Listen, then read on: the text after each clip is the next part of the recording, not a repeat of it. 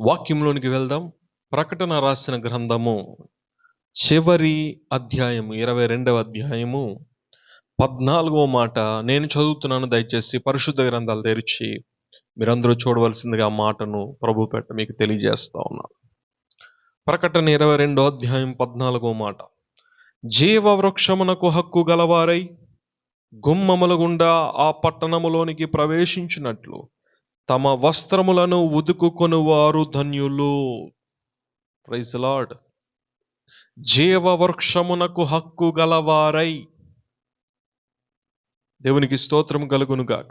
చిన్న ప్రార్థన, తలలు వంచండి. చిన్న ప్రార్థన. ప్రేమ కలిగిన మా మంచి పరలోకపు తండ్రి, ఈరోజు చదవబడిన ప్రకటన 22వ అధ్యాయం 14వ మాట నుంచి మీరు మాతో ఏ విషయమైతే మాట్లాడాలనుకుంటున్నారు, ఏ వాక్యం ద్వారా ఏ ఆత్మని ఆదరించాలని మీరు కోరుకుంటున్నారు, ఆ మాటను మాకిచ్చి మా అందరినీ బలపరిచి మా అందరినీ ధైర్యపరిచి మా పరిస్థితుల్లో నీ వాక్యం ఎంత నెమ్మదినిస్తుందో మాకు తెలుసు గనుక నాయనా, నీ వాక్యం వైపే చూస్తూ నీ వాక్యం మీదే ఆధారపడుతూ, ఇవో నీ వాక్యం నా బాధల్లో నాకు నెమ్మదినిస్తుందని భక్తుడు సెలవిచ్చినట్లుగా నిజమైన ప్రభువు, ఇవో ఆకాశము భూమి గతించిన గతింపని నీ వాక్యము నాయనా నిత్యము నిలిచేది గనక దానిలో బలమున్నది, శక్తి ఉన్నది, మమ్మల్ని ఆదరించేది.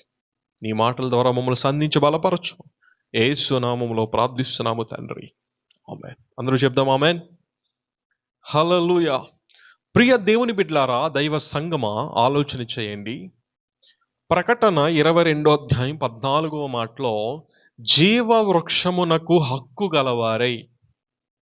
దేవుడు మనల్ని ఏ ఉద్దేశంతో ఈ లోకంలో సృష్టించాడంటే హక్కుదారులుగా ఉండడానికి. చెప్పండి. దేవుడు మనకి హక్కు ఇచ్చాడు, కానీ మానవుడు పాపము చేసి చిక్కుల్లో పడ్డాడు. ఆమేన్. ఆయన మనకి హక్కు ఇస్తే మనము పాపమని చిక్కులో పడ్డాం. ఆ చిక్కు ముడిల్లో నుంచి, ఆ చిక్కుల్లో ఉన్న మానవుణ్ణి మరలా హక్కుదారునిగా చేయడానికి యేసు ప్రభు ఈ లోకానికి వచ్చాడు. నమ్మిన వారు స్తోత్రం చెప్పాలి. చెప్పండి చెప్పండి, మళ్ళీ చెప్పండి. ఎంత బాగుంది కదా అన్నమాట. హల్లెలూయా. దేవుడు మనల్ని హక్కుదారులుగా చేసుకున్నాడు, కానీ మానవుడు దేవుని మాటను జవదాటి దేవుని మాటకు లోబడక పాపము అనే చిక్కులో పడ్డాడు.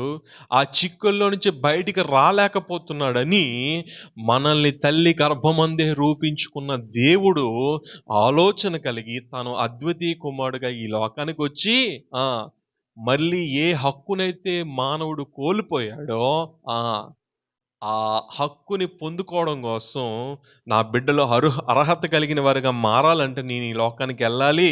ఆ పాపమనే చిక్కుల్లో ఉన్న నా బిడ్డలు నేనేం చేయాలి? రక్షించాలనే ఉద్దేశంతో యేసు ప్రభు ఈ లోకానికి వచ్చాడు. ఎంత గొప్ప ప్రేమ, ఆయన ప్రేమ. హల్లెలూయా. జీవ వృక్షమునకు హక్కుదారులుగా ఉండాలంటే అక్కడ రాయబడిన మాట మీరు చూడండి ఒకసారి, ఎంత అద్భుతంగా ఉందో. తమ వస్త్రములను ఉదుకుకొనువారు. ఆమేన్. ఈరోజు హక్కు నువ్వు కోల్పోయావు, పాపం అనే చిక్కులో పడ్డావు, హక్కును కోల్పోయి. ఈరోజు మరలా ఆ హక్కుని పొందుకునే ధన్యత మనకు వచ్చింది. ఎవరి ద్వారా అంటే యేసుక్రీస్తు ద్వారా. ఆమేన్. యేసుక్రీస్తు యొక్క పవిత్రమైన రక్తము, విలువైన రక్తం ద్వారా ఆయన మనల్ని కొనుక్కున్నాడు కాబట్టి. ఆమేన్. హల్లెలూయా. ఈ ఉదక స్థానము ద్వారా మరలా మనం కడగబడితే, మనం పరిశుద్ధపరచబడితే, నీతిమంతులుగా తీర్చబడితే, నిత్య రక్షణ మనము పొందుకుంటే, ఈ గొప్ప రక్షణ మనం పొందుకుంటే నిత్య రాజ్య వారసులుగా చేయడం కోసం, మరలా హక్కుదారులుగా చేయడం కోసం, మరలా జీవపు వృక్షపు హక్కుదారులుగా చేయడానికి ఎవరు వచ్చారు? యేసయ్య వచ్చాడు. హల్లెలూయా. హల్లెలూయా. జీవ వృక్షము అనే హక్కు దేని వల్ల కోల్పోయామండో తెలుసా? మరణం అనే చిక్కు. ఆమేన్. గమనించండి దేవుని బిడ్డలారా. ఆమేన్. ఈ మరణం అనే చిక్కును కొట్టివేయడానికే ఈ జీవ వృక్షపు హక్కుని మనము పొందుకోవాలంటే ఈ మరణం అనే చిక్కు కొట్టివేయబడాలి. ఆ కొట్టివేయడానికి యేసయ్య లోకానికి వచ్చాడు. ఆయన మరణాన్ని జయించి తిరిగి లేచిన దేవుడు. మరణం ఆయన మీద ఆధిపత్యం చలాయించలేకపోయింది. ఓ మరణమా నీ ముల్లెక్కడ, ఓ మరణమా నీ విజయము ఎక్కడ? పునరుద్ధానుడై తిరిగి లేచిన వాడు యేసు ప్రభు. హల్లెలూయా. ఈ ప్రపంచంలో ఎక్కడ ఆయన మరణాన్ని జయించి తిరిగి లేచును. ఈరోజు అందుకే మనకు ఆ ధైర్యం, ఈరోజు అందుకే మనకు ఆ నిరీక్షణ. హల్లెలూయా. దేవుడు అంత గొప్ప దేవుని మనం కలిగి ఉన్నాం దేవుని బిడ్డలారా. హల్లెలూయా.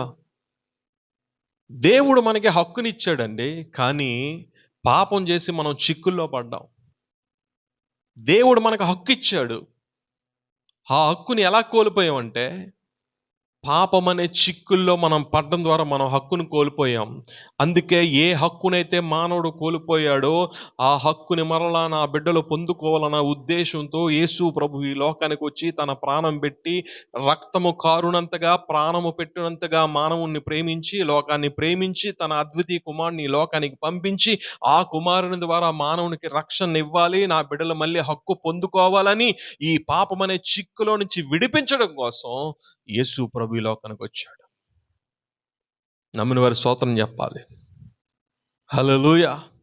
హక్కుదారులుగా ఉండవలసిన మనము పాపమనే చిక్కులో పడి హక్కును కోల్పోయాం.